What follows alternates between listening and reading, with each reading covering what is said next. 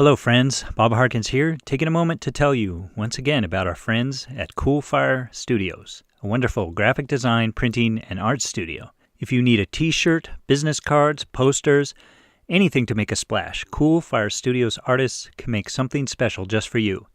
And we're not talking about just logos on shirts. We're talking about really cool and unique artwork, which you can see a perfect example of in our official Razed Sports t-shirts. See them on our website now. So check out Coolfire Studios. That's cool with a K. Coolfirestudios.com. Now, on with the show. Like when you're 17, like that one game, that fourth week of the season game against Morris Knowles High School, to me was like the end all be all. Like that game was like going to define the trajectory of the rest of my life. When in reality, it has nothing to do with anything. For decades now, football has been America's favorite sport. We love its athleticism, its speed, its grace, and if we're being honest, we also love its violence and its brutality. He hasn't moved since he took that hit. The players are modern-day gladiators, sacrificing their bodies for every yard of Coliseum turf. Once again, a violent collision. This one's head-to-head.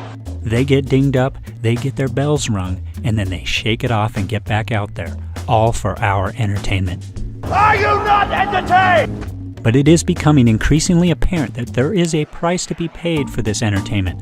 Long-term effects that can dramatically impact the lives of both the athletes and their loved ones. People need to know that the human brain is a post-mitotic organ. It doesn't have any reasonable capacity to cure itself of injuries. Welcome to Season 1 of the Razed Sports podcast, in which we'll tackle the issue of concussions and CTE, brain trauma in the sport of football. He took a vicious hit. He's still down, hasn't moved. What does it all mean for the health of the athletes, these modern-day gladiators? I don't know how you take this out of the game of football. I don't know if there's anything you can do. And how will our growing knowledge of the issue impact the future of the sport itself? In the long run, is it all worth it? Atwater just killed Randy Hilliard. Episode 5, The Definition of Toughness. Kevin Saum was an excellent high school football player, athletic and fierce, a leader, team captain at West Morris Central High School in Chester, New Jersey, good enough to receive scholarship offers from mid-level college programs. But perhaps beyond all those qualities, what really set him apart was his toughness. He reveled in being tough. He wore the trait unabashedly as he roamed the field from his linebacker position on defense, but maybe even more so on offense. As a 6'1", 205-pound fullback, he didn't try to evade defenders. He sought them out. A shoulder pad under his opponent's jaw, that was his calling card. I really embraced the role of like the tough guy on the field. I went out of my way to try to run defenders over, go for the big hit. Looking back sometimes now, kind of like cheap shot. I was kind of known for, sparking some excitement in the game and getting my team going. Linemen who are kind of trailing the play, not really involved, just not really paying attention. Like I would just go out of my way and try to knock them over. I think that's part of the allure for both fans and players is like the kind of danger aspect to it. Making big hits, and that's what's exciting. And I definitely embraced that role. I think all it took was, one big hit when I was a kid and having my coaches and parents and teammates kind of celebrate the play. I was like, oh, this is kind of cool. Like if people celebrate this, and I want to do this more. This spirit, this style of play isn't unusual in football. It's burned into the culture of the sport.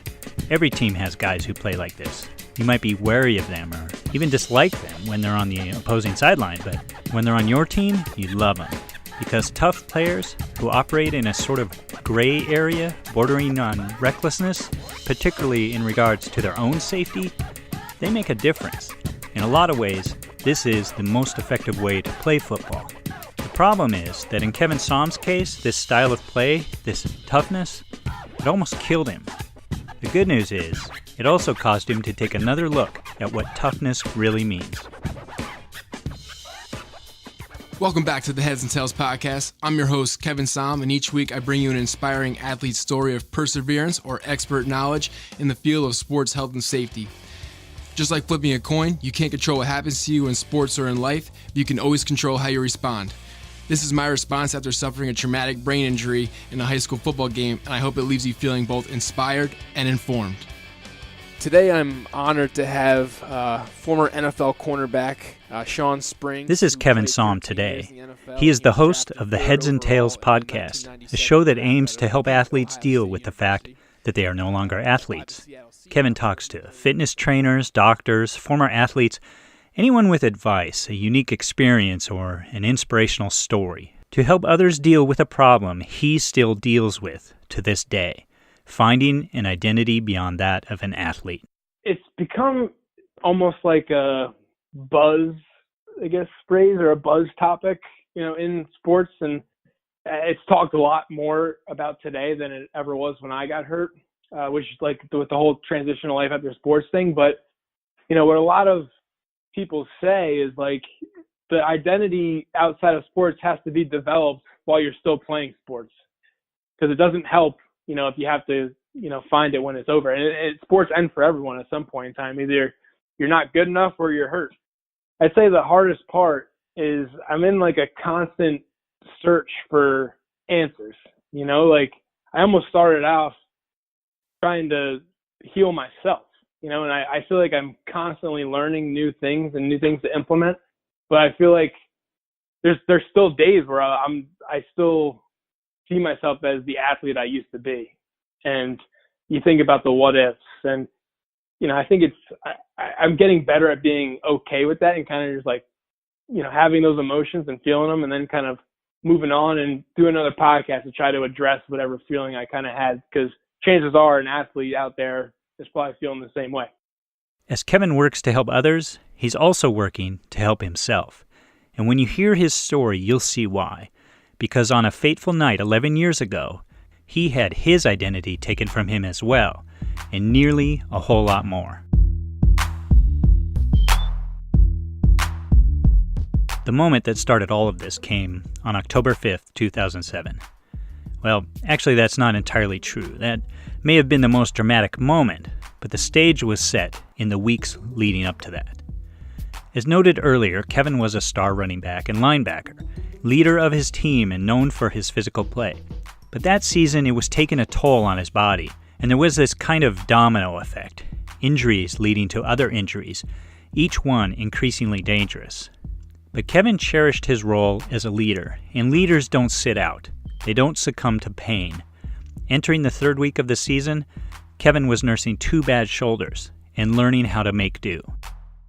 So I separated my AC joint in my one shoulder, and because I hurt that one, I was favoring my other shoulder, which ended up getting hurt too. So looking back, I really had nothing else to hit with but my head, and I should have sat out for the shoulders. But in the third week of the season, I tried to run over a defender when I was running the ball, and we collided heads. And I really didn't have any symptoms immediately after I actually finished the game, and there wasn't anything really that bad. But after the game, I developed this like excruciating headache that I can't even, I've had nothing comparable or even close to that pain since then. That was almost coming up on 11 years ago. Kevin didn't just have a headache. He had a concussion, and he believes he may have also had a brain bleed at the time. But he didn't tell anybody. He forged ahead. He tried to hide the pain. West Morris Central was 0-3 at the time, and an 0-4 start would end any hope of reaching the postseason. And leaders don't quit, not when their team needs them. The only symptom I had was that really bad headache. So I think that's why, people around me didn't really notice or think that anything was wrong. And I wasn't really complaining about anything either. I wasn't telling people that my head was hurting me, even though on the inside I was like, I was sitting at a gym class. I was a gym class hero too, and I was voluntarily sitting at a gym class because my head was hurting me so bad, just to like run and move around. It felt like my brain was bouncing inside my head. So that was a small sign that something was wrong. But, this is back in 2007 when people didn't talk about concussions like they do today. Interestingly, Kevin's coaches did notice something was up with him. He was avoiding contact in practice, and they kind of ribbed him about it.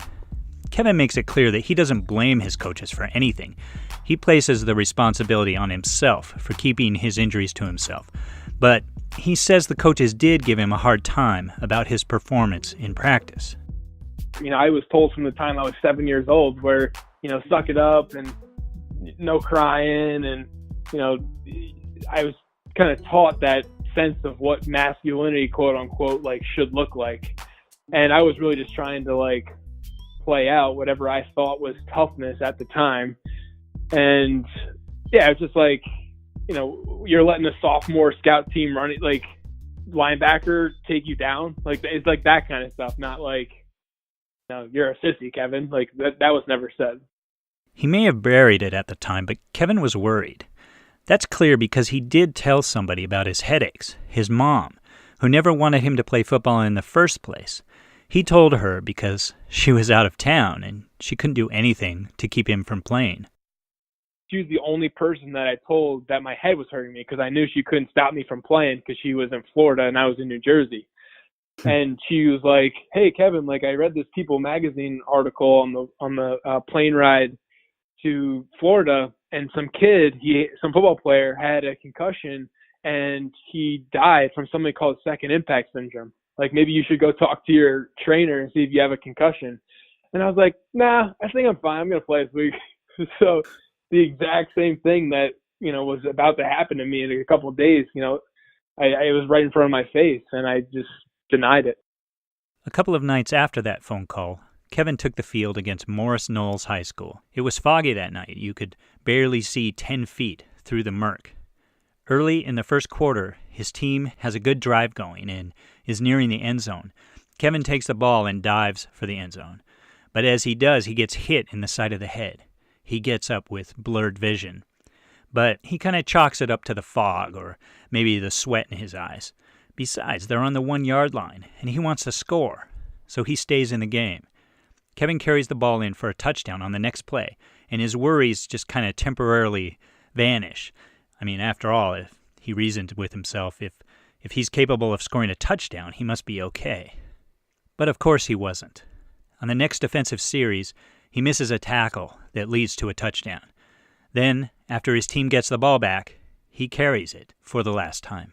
It was a play called down right, and it was a play I ran a million times. Run the ball to the right, and basically as soon as I get the handoff, the defender wraps his arms around my legs, and I start, going down to the ground. And as I'm going to the ground, all I remember seeing is this white shoulder pad coming right at my face. So the defender makes contact with my face, and I'm close to the ground, so I also hit my head on the ground. And I thought it was unnecessary roughness because I was already pretty much tackled, and I felt like this guy was kind of just coming in and trying to finish me off. So I get up and I look to the ref to kind of see why he didn't throw a flag. And as soon as I stood up, I couldn't feel my legs. So from the waist down, it was like rubber. And at this point, I started getting really scared. Kevin knows there's something seriously wrong. His teammates escort him to the sideline. The team trainer, Suzanne Barba, sits him down and checks him out. He tells her, "My brain hurts and I can't feel my legs," over and over again. So basically, I sat down on the bench and she was taking a look at me. And there was actually a doctor on the sideline. And he's like, "All right, let me take a look at him," and everything like that. So he's taking a look at me, and my athletic trainer kind of gets a different perspective on the scene. And she notices that I have gaze towards the right side. So my eyes are just focused over to the right for no reason. And she was an EMT also, so she knew that was a sign of a brain bleed. So as soon as she saw that, she radioed for a helicopter to come pick me up. It was in that moment that Kevin collapsed to the ground with a grand mal seizure. The helicopter was just returning to the area from another call and arrived quickly. They loaded him up and flew him to the hospital. A few minutes later, in the worsening fog, would have grounded that helicopter. Barba's quick action and some fortunate timing probably saved Kevin's life. So I'm definitely lucky that I thank my athletic trainer Suzanne Barba every day for. I think she's the reason, because she acted so quickly that it saved me a lot of the ailments that a lot of my counterparts weren't as lucky, because she called for a helicopter that got me to the hospital that much quicker. Kevin was diagnosed with second impact syndrome. He had 2 brain bleeds, a subdural hematoma and a subarachnoid hematoma. Both are considered serious emergencies, the kind where life hangs on a coin flip. So that's kind of what happens to kids with second impact syndrome. It's your brain is swelling uncontrollably, and it actually swells so much that it cuts off your brainstem, and you basically just stop breathing and go brain dead, which is why the mortality rate is about 50%, and the morbidity rate is almost 100%. So, most of the kids who have my injury either die, number one, or they're left, mentally handicapped for the rest of their lives. About half of people with this condition die. Almost all are disabled in some way, mentally or physically, or both. Fortune smiled on Kevin that day, but keeping him alive was just the first part of the battle. He had a difficult fight ahead of him, as well as a big dose of reality. So a couple days go by, and the swelling on my brain and the bleeds don't actually get any better. They're actually getting worse. And I remember getting sick a bunch, and I was just constantly throwing up. And I'm still I just played a football game, and they didn't let me drink any water or eat any food. I was struggling for sure. But come Sunday after that game, and since my CAT scans weren't getting any better, they decided to do a craniotomy. So basically they drilled a hole in my skull to relieve the pressure on my brain. Mm-hmm. And at that point, I didn't care what the hell they did, because my head was hurting me so bad. I just wanted them to do something to make it feel better. So they wheeled me into surgery, and as they're wheeling me in, the doctor he literally says, "I'll never set foot on a football field again." And I just remember bawling my eyes out, because to that point, my whole identity was as Kevin Saum, the football player who was going to play in college and, try to do all these things. Kevin's recovery was both kind of rough and remarkable at the same time. He spent 5 days in intensive care, 10 days total in the hospital after his craniotomy. About a month after his injury, Kevin was back in school. He experienced some weakness, and he had to walk with a cane for a time, but his recovery was, in his words, kind of ridiculous. But he wasn't out of the woods yet either. About a month after getting out of the hospital, Kevin suddenly woke up with a nasty headache, and his head was swollen. It turned out that the bone plast, which covered the hole in his skull from the craniotomy, had become infected. He was given intense antibiotics to deal with the infection, but then he developed an allergic reaction to the medication. I wake up and all my joints in my body are really sore, and it hurts to sit, it hurts to walk, it hurts to really do anything. And then I started developing head to toe hives. All of my body, I had hives, so I was having an allergic reaction to the medicine. So I had to go back to the hospital again so they could figure out what medication it was and what alternative I could have. But in the meantime, I still had an infection in my brain, so I had to keep taking the same medicine that was giving me this intense reaction. So that was definitely a rough week in the hospital.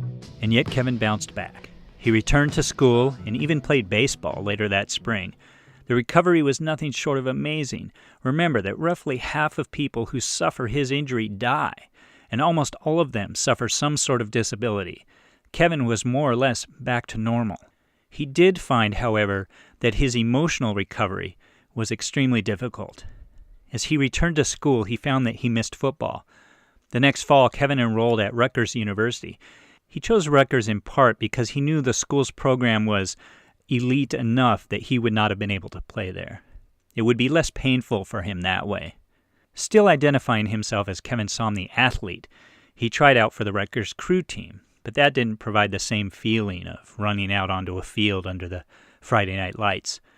So he quit, and eventually he got a job working as a student manager for the football team. Looking back, it was almost like it was me holding on to the last bit of football identity I still thought I had, because I could still walk around campus with all the football gear that all the players wear, and I could travel with the team and go to all the practices and get bowl rings, and I was basically a football player that didn't have to get hit every day. So it was a temporary kind of placeholder, but that obviously came to an end too. After Rutgers, Kevin went to grad school at Georgetown in the sports management program. He knew he wanted to do something with sports health and safety to help athletes. This was about the same time he started falling in love with podcasts.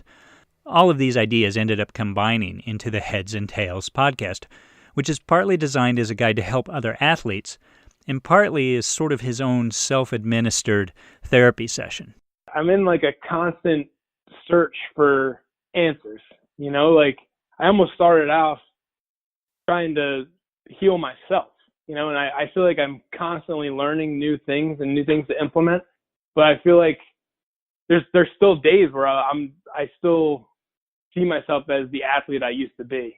And you think about the what ifs, and I think I'm getting better at being okay with that and kind of just like, having those emotions and feeling them, and then kind of moving on and do another podcast to try to address whatever feeling I kind of had, because chances are an athlete out there is probably feeling the same way. Of course, when you think about Kevin Saum's story in its entirety, a couple of questions come to mind. You can't help but be curious as to where he stands with football and the future of the sport. And you can't help but wonder if he is worried about his future health, given the tremendous blows to the head that he took and what we know about CTE and other long-term brain problems. When I ask him about these issues, he tells me I might be surprised by his answers. And given the nature of the topic, not to mention the horrible injury that almost ended his life, I suppose I was a little bit surprised. Where it might be tempting to react to these issues in a visceral way, Kevin has thought a lot about it, and his feelings are nuanced. You see, Kevin still loves football, and it still hurts him that he was unable to live out his dream of playing on the college level. But he also realizes that the way he played the game was the very reason his dream died. I don't want my message to be, oh yeah, I don't regret anything, because I do, I wish I could have played college football, and for those people listening to this, I want you to live your dreams too. So if you don't want your dreams, if your dream is to play a college sport, then don't do what I did, because that blueprint didn't quite work out for me. So I know if I could go back and play football again, I wouldn't be such a meathead like I was when I played football. Get out of bounds instead of trying to run someone over, and play the long game. The point of football is to run away from the defense, not to run at the defense. I think I could have been a lot smarter that way and taking care of my body. So I think in terms of taking care of myself and speaking up for myself, I would have changed that, but I would never trade it for the experiences that I've gotten to have. For Kevin, it's not a problem with the sport of football itself. He acknowledges the risks and thinks everyone should understand them before strapping on a helmet. But he doesn't blame the sport. He blames the culture around the sport. He wants players to understand that they need to look after their own health. They need to tell coaches when they are hurt and shouldn't feel the pressure to play when they are. And he thinks coaches should look after their players a little better and not shame them into playing when they shouldn't. When you're 17, that one game, that fourth week of the season game against Morris Knowles High School, to me was the end-all be-all. That game was going to define the trajectory of the rest of my life. When in reality, it has nothing to do with anything. You can't put so much, weight on one thing, because in a second it could be taken away from you and you have no control over it. And that's what happened to me. One other thing Kevin would like to see is the players actually looking out for each other a little bit more. Don't lead with your head, and don't aim for someone else's either. Don't go for the big hit to fire up the crowd like the younger Kevin Saum would have done. To anyone who has watched much football, this might seem like an unrealistic goal, but Kevin believes that with increased buy-in from players and coaches, a cultural shift can occur in time. I mean, I think football is an inherently dangerous sport, just because of like the point of the game is to tackle people and to like hit people. But I think once all the players start buying in and they don't go for the cheap shots and they don't, the defensive receiver, like you're not going for these guys who, can't defend themselves. And I think when the coaches are on board and they stop kind of reinforcing that, I really do think the game could be a lot safer. Like I always get frustrated when I see kind of like a cheap shot. I'm like, dude, like how would you want that guy to tackle you if the roles were reversed, I think if more people start thinking it as a football family as opposed to like my team versus your team, I really do think we can get to a place. Will it ever be like injury free? Definitely not. But neither is soccer, neither is hockey, neither is any other sport. Neither is golf. Like injuries are going to happen. But I think if everyone kind of embraces like, let's live to fight another down, and let's live to fight another game, that I think everyone will benefit from that. Connected with all of this is the idea of putting football where it belongs on a societal scale. To the 17-year-old Kevin Saum, football was everything. He reveled in the glory and recognition of being an athlete, and a tough one at that. But when it was taken away, he eventually realized that he could be so much more than just an athlete. He realized that there were other ways to define toughness. A big part of my message with the podcast is like the definition of what toughness is. Because with my injury from football, my definition was completely based on how people perceived me. And it was scoring touchdowns. It was lifting heavy weights in the weight room. It was hitting home runs. It was all these things that were external. It had nothing to do with like anything that I really had control over in a lot of ways. So I've since kind of shifted that definition to toughness being engaged in every single activity that you're doing and doing it to your best ability, no matter what that is. Thank you for listening to the Razed Sports Podcast. To hear more from Kevin Saum, subscribe to his show, Heads and Tails. That's Heads, N, Tails, Tales. It's available wherever you get your podcasts, and he has a backlog of more than 140 episodes, so go get to your binge listening. This episode was written and produced by me, Bob Harkins. Music credits for this show go to The Insider, BOPD, Solar Flare, and Kai Engel. And the theme song comes from DL Sounds. Want to support this show? Join our membership club at Patreon. For as little as $1 a month, you can receive special member benefits, participate in contests and giveaways, and help us grow the podcast. Thanks for listening. Have a great day.